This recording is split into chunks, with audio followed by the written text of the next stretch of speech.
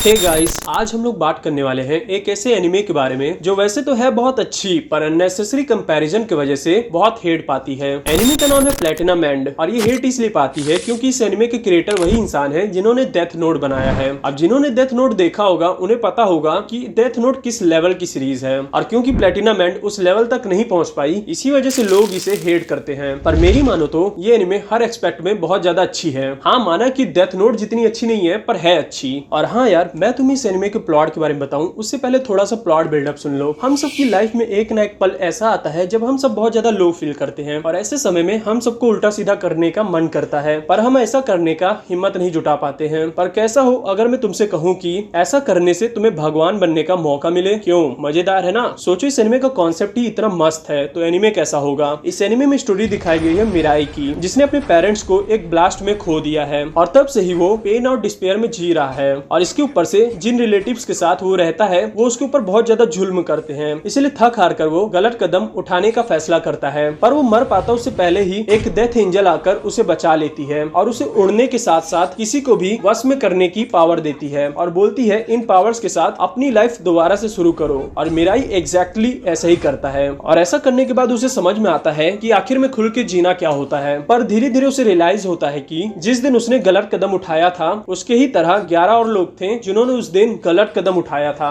और मिराई की तरह ही उन 11 लोगों को भी डेथ एंजल्स द्वारा मैजिकल पावर्स मिली हैं और इन 12 लोगों में से ही कोई एक दूसरा गॉड बनेगा। पर प्रॉब्लम ये है कि जब इन 12 लोगों में से कोई एक गॉड बन जाएगा तो बाकी 11 लोगों की सुपर पावर्स चली जाएंगी। और क्योंकि इन 12 लोगों में से कोई भी अपने सुपर पावर को खोना नहीं चाहता था इसलिए इन 12 लोगों के बीच बैटल रॉयल चालू हो जाता है। तो अब इन 12 लोगों में से वो कौन होगा जो दूसरा गॉड बनेगा, ये जानने के लिए देखना होगा तुम्हें इस एनिमे को, जिसमें तुम्हें थोड़ा सा अडल्ट सीन मिलेगा और बहुत ज्यादा मार काट। और हाँ यार, मैं मानता हूँ ये एनिमे डेथ नोट लेवल की नहीं है पर एक बात को गौर करो, इस एनिमे को उसी इंसान ने बनाया है जिसने डेथ नोट को बनाया है। तो इस एनिमे का मास्टरपीस होना तो पक्का है। तो इसीलिए मेरी बात मानकर एक बार इस एनिमे को देख लेना। इस एनिमे में टोटल तुम्हें 24 एपिसोड देखने को मिलेंगे और इस एनिमे को भी तुम इंग्लिश डब्ड में क्रंची रोल पर देख सकते हो।